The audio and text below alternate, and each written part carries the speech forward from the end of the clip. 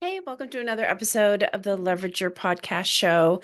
And today I'm going to talk about why podcast guest interviews are missing the mark, why they're not converting, and the three shifts that you can change to completely alter the outcome. Because for a long time, honestly, my podcast episodes that I guested on were not converting, and I was super frustrated. I started to feel that no one wants to hear what I have to say, or, no one needs what I'm offering. And so it's just a complete crushing of your own confidence, your message, and your ability to move on and get leads and clients. So let me take you back to the beginning. So, over a decade ago, I launched my very first podcast because my coach told me to. And it was a lot of work. It was all about creating content, building visibility and authority, all the things that we're told to do.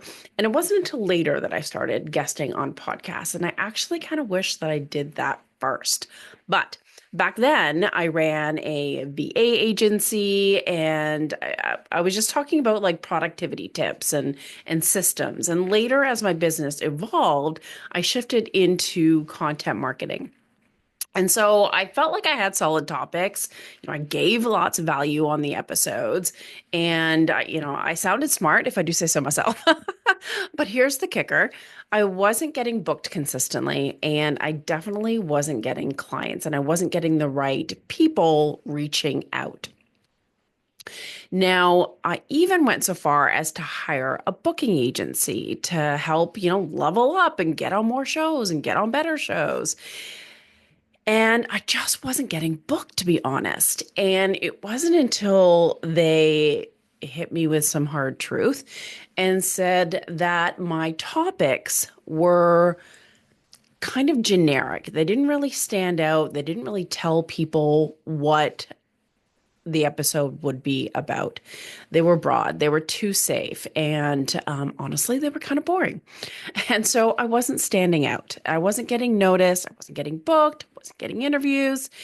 And so it wasn't until I changed that I finally was getting booked on shows. But even those interviews, I wasn't getting the right people to reach out. They, filled out my contact form, they booked calls, but they didn't really fully understand what it was that I did. And they were asking about services that I wasn't doing anymore. And honestly, even in the episodes that I guested on, people were confused about what I did. And the episodes were all over the place. The people were asking me, the hosts were asking me all sorts of like random questions about my journey. And I didn't really get to talk about what it was that I did and what it was that was different compared to other people in the marketplace. And I wasn't able to talk about the results or my strategies or my frameworks. And honestly, it kind of felt like the interviews were all over the place. And so if I was confused listening to it afterwards, obviously the listeners were super confused. And that was reflected back in the type of people that were reaching out to me afterwards. Now, it wasn't until later on when I started helping my clients repurpose their guest interviews that I had an aha moment. I noticed that they were running into the exact same issues. And I knew these clients, right? Like they were amazing. They knew their stuff. They were an expert. They were experienced business owners doing incredible work, but it wasn't being reflected in the episode. So when I was repurposing and, trying to pull out reels and create quotes and create the content and do the things, I was listening to the episodes and their conversations too were kind of all over the map. And I dug more into what the clients were doing and their frameworks and how they worked with clients and so forth. And I was like, oh, like I didn't I didn't hear any of that in the episode.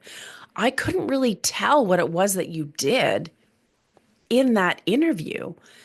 Like, where's their brilliance? Where's their framework? Where's the results that they get for clients? It wasn't being pulled out in those interviews. And if I couldn't see it, then that's the reason why they weren't attracting clients because they too were confused.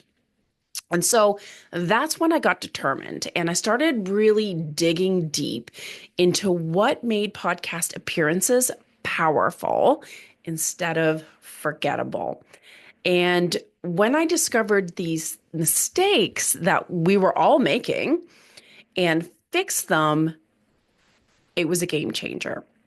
So here's what I realized. So it's not necessarily about getting on the podcast, right? Like it's all about getting your one sheet. It's all about pitching and what shows you're getting booked at. The real results comes through the conversation that you're having. Sure, obviously the kinds of shows that you guest on, that does matter. Yes, but there wasn't enough strategy being placed on the conversation itself. Crafting intentional conversations that build connection with the audience, that showcase your expertise, that generate curiosity around your offer. So it's not about cramming more value into your interviews and getting in as many tips as you can. And it's not about saying yes to every invitation that you get.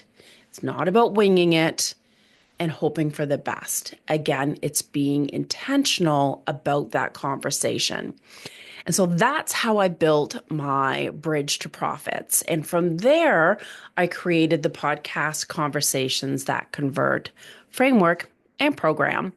And so today I want to share with you the three most common thoughts that I see smart guests like yourself believing when it comes to podcast guesting and why those thoughts are secretly holding you back. So let's talk about the first shift. So a lot of podcast guests think, as long as I have a topic that I can share the podcast hosts, I'm good to go. I hear it all the time. Or maybe they think, oh, okay, I've brainstormed a ton of cool ideas that I think are hot and trendy. Maybe I've hit up AI and asked it to give me some podcast topic ideas. Maybe you've even been on podcasts with those topics. But having a topic is not enough. And here's why. Most topics are super vague, or they're too broad, or they're too basic, and they don't allow you to stand out. Now, think about it. When a host is looking at all the pitches, they want to see what's in it for the audience. What are they going to gain out of it? And they kind of want to picture how that conversation is going to go and what you're going to share. You want to pique their interest. You want a billboard-ready topic. Your topic is kind of like your billboard, right? For the podcast host, but it's also the billboard for the audience.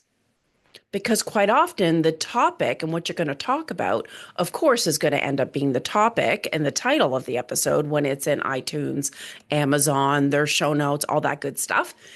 And so when a listener is scrolling through a podcast or trying to figure out what they want to listen to, and that topic is kind of generic, kind of boring, doesn't speak to a problem that they have, and doesn't speak to a result that they want, they're going to move on to another episode or move on to someone else's podcast. So that obviously is going to impact on whether you get clients from it, right?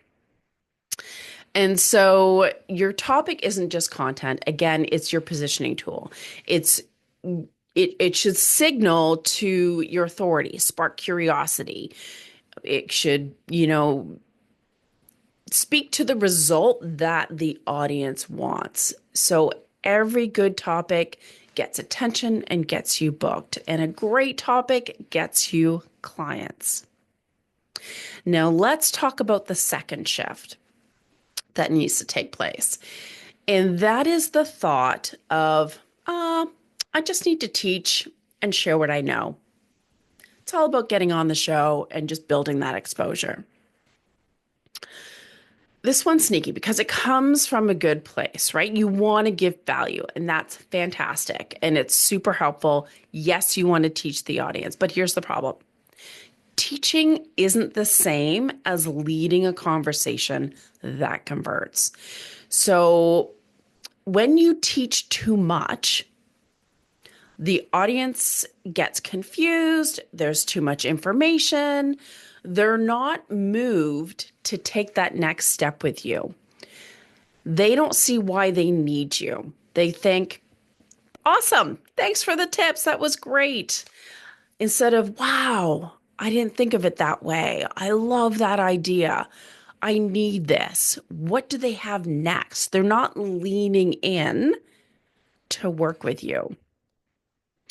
And so being helpful isn't enough. You need to be intentional. And so your content should be creating curiosity about the results that you give, create interest in regards to like how you stand out, how you're different, and pointing towards like a deeper conversation, a deeper solution, your offer. So, you're not here to prove that you're smart. And I don't believe that that's why you're going into it, but you want the audience to see what's possible, right? Guide them on a path, or as I call it, a bridge to profits from their struggles, seeing you as the authority, understanding what it is that you do, and seeing the next step, which of course is your offer. So being intentional about that conversation, about your interview questions that you're using and you're giving the host, about your talking points, those things need to be intentional. So that brings me to the third shift. And that is the conversation itself, right? So many guests say, I want the conversation to be organic. Or even the host says that.